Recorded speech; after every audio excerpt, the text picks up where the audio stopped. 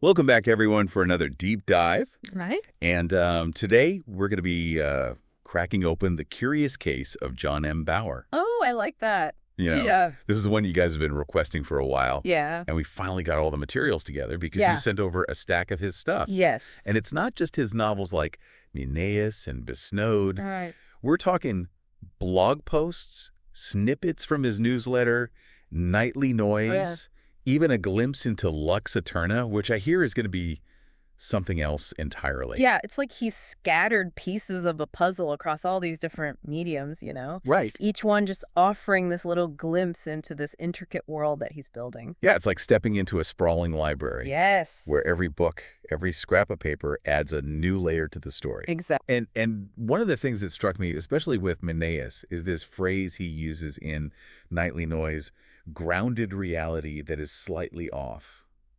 What do you make of that?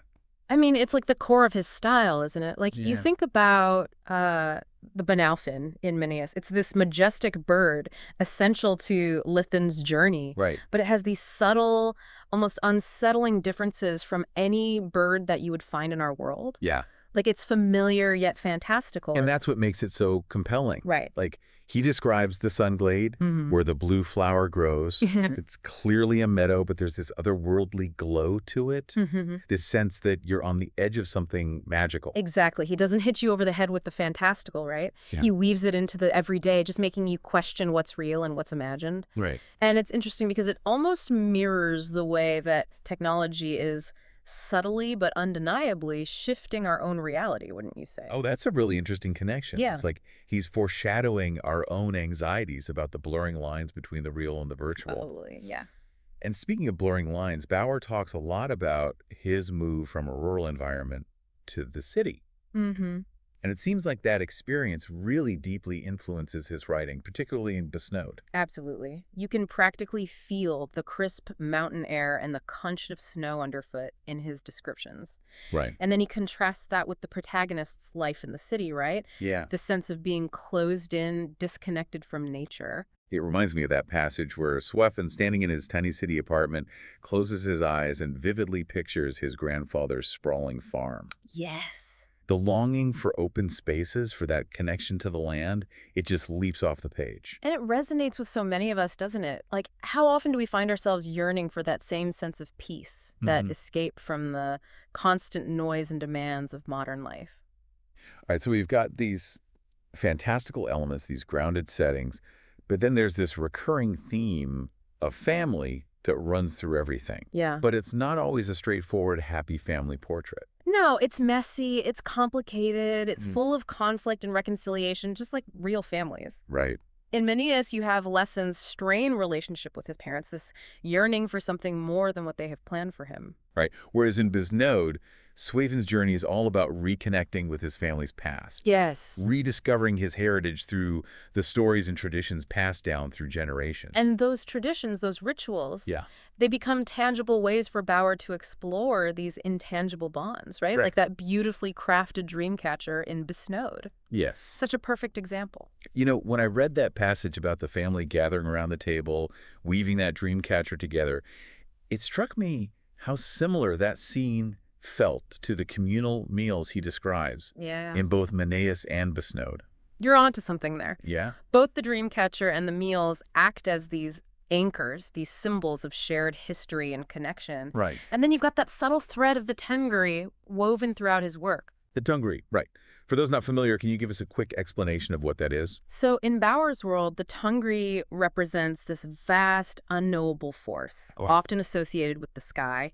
He even describes a childhood memory in Nightly Noise of hiking with his father and being awestruck by the immensity of the sky. Okay. It's like he's trying to capture that same feeling of wonder and awe in his writing. It's interesting because even though the Tungri is this powerful, almost divine entity, it never feels preachy or overbearing. Right. It's more like this ever-present background hum, Yeah. influencing events but never directly controlling them, sort of how we might think about fate or destiny.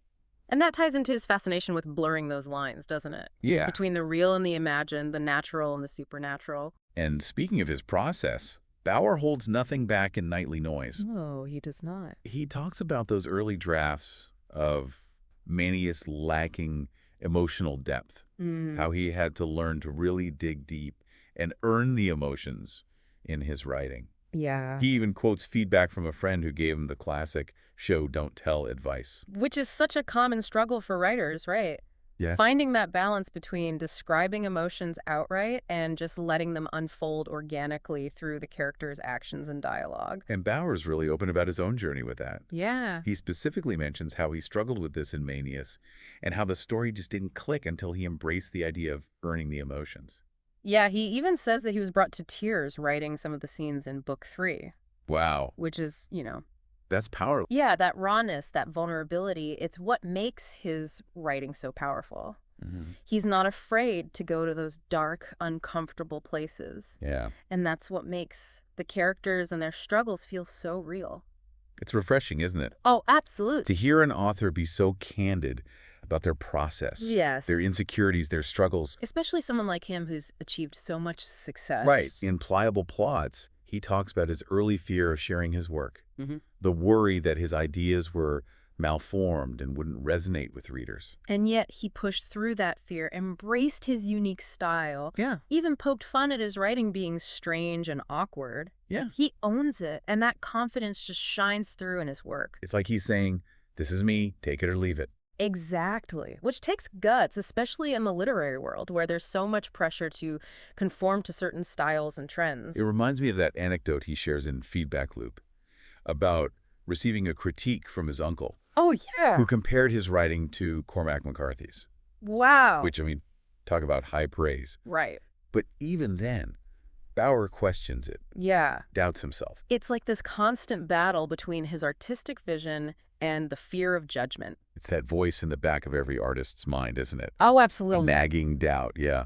But what's fascinating is how Bauer channels that into his work. Right. And in Rough Reading, he talks about how rewriting Menelaus, especially Book 2, was a turning point for him. He talks about holding back in those early drafts, worried about how readers would perceive his work, almost afraid to fully inhabit his own creative space. And then there's this amazing line where he says he finally committed to not holding back, to amplifying the emotion, to pushing himself to tears while writing certain scenes. And the impact is undeniable. Yeah. He even mentions how his own mother struggled to read some of the more intense scenes in Book 3. Wow. It's that raw honesty that resonates so deeply with readers. Absolutely.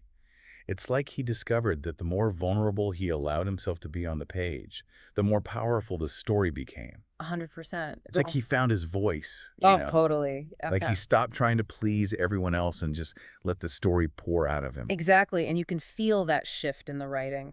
And it makes me think about Rorian. Yes. It's set in the same world as Menelaus, but it's told in this incredibly immersive first-person narrative. And we get the backstory of a character who is really more of a presence in Menelaus rather than a fully developed character. And the style is so distinct. Right. It's leaner, more focused on Rian's personal journey. Yeah. And the intricate world building surrounding her. Bauer himself talks about how he intentionally shifted gears with Rian, like he moved away from the, and I'm quoting here, the cumbersome epic format of Menelaus to explore a different kind of storytelling. Yeah, it's like he needed that space to experiment. Totally. To push his own boundaries as a writer. 100%. And that exploration continues with Lux Eterna. Oh, yeah. And that, which he describes as this blend of a novella and an anthology collection, which already sounds incredibly ambitious. And then there's the website he created for it, right? Yes. This wonderfully retro Web 1.0 design that feels like a time capsule from the early days of the internet. It's like he's creating this multi-layered experience, Yes. blurring the lines between storytelling and technology. Absolutely. And he talks about that in Measured Success. He even talks about how he's using these unconventional methods to gauge interest in his work, which is fascinating. It really is. Because it shows how aware he is of the evolving landscape of readership and how technology is changing the way we consume stories, which naturally brings us to revivification and his anxieties about AI. That title alone, revivification, it's so loaded. I know, right? He even has a bit of fun with it in semantic infatuation, right? Yes, like he's challenging readers to try and decipher its meaning. Yeah. It's like this mashup of revive and exnovification, suggesting this process of bringing something back to life, but in a new, potentially altered form. And that perfectly encapsulates his fears about artificial intelligence, doesn't it? It really does. This idea that technology could resurrect aspects of humanity, Yeah. but in a way that feels distorted Right. or even dangerous. Yeah, and it's not just abstract fear-mongering either. Like, Yeah. he really digs into those anxieties and revivification, He does, yeah. particularly with the symbol of the all-seeing eye Oh, yeah. and the concept of the dream hub. Mm-hmm.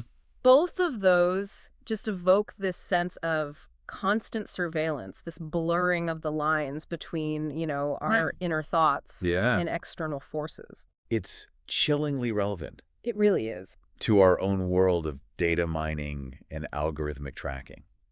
It's like he's holding up a mirror to our own anxieties about where technology is taking us. Yeah, but he's not just presenting a dystopian vision either. Right. There's this glimmer of hope, this belief in the power of human connection to resist these technological forces. Yeah, and that's where his exploration of different mediums kind of comes into play. Yeah. Because in Talking to Myself, he reflects on his experiences with podcasting, Right. seeing it as another way to connect with readers, right? To share his thoughts on writing and creativity in a more direct and personal way. Totally. And it's like he's building bridges between the page and the digital world, right? Yeah. Using technology to foster human connection rather than letting it create further isolation. Yeah. And this, I think, really speaks to the heart of his fear of AI. It's not technology itself that scares him, but the potential for it to erode our capacity for empathy, Yeah. for genuine human interaction. And he illustrates this in old times. He shares this incredibly vivid memory of fishing with his uncle. Yes. And he describes not just the act of fishing, but the meal they shared afterwards, the easy silences between them. Right. That's what makes Bauer's work so compelling. He Yeah. zooms in on these seemingly insignificant moments, these everyday experiences, and he illuminates the universal truths hidden within them. It's like he's reminding us that even in a world increasingly dominated by technology, it's those small human moments that truly matter. Right. Which, kind of brings us back to you. Yeah. What resonated most with you about Bauer's writing or creative process? I mean, his willingness to be vulnerable, right? Yeah. To lay bare his own struggles and triumphs.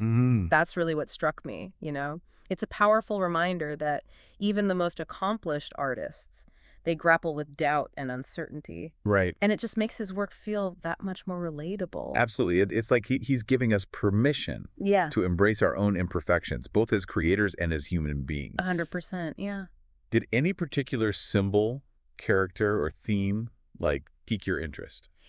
I was really fascinated by his evolving relationship with technology, Okay. especially as it's depicted in revivification. I mean, the all-seeing eye and the dream hub, those are such potent symbols of our digital age, tapping into those anxieties about surveillance and the erosion of privacy. Right. And it's both unsettling and impossible to look away from. Absolutely. Like moths to a flickering flame, we're drawn to the very thing we fear. Exactly. And knowing how meticulously Bauer crafts his fictional worlds across these different mediums, I mean, Yeah. it makes his fear of AI even more intriguing. Totally. It's like he's suggesting that these stories, these fictional spaces, might be our last bastion of true creativity, of Right. human expression untainted by algorithms and artificial intelligence. Yeah. Perhaps he's hinting at the power of storytelling as a form of resistance, right? Yeah. A way to preserve our humanity in the face of an increasingly automated world. It's a powerful thought to end on. It really is. That even as technology advances,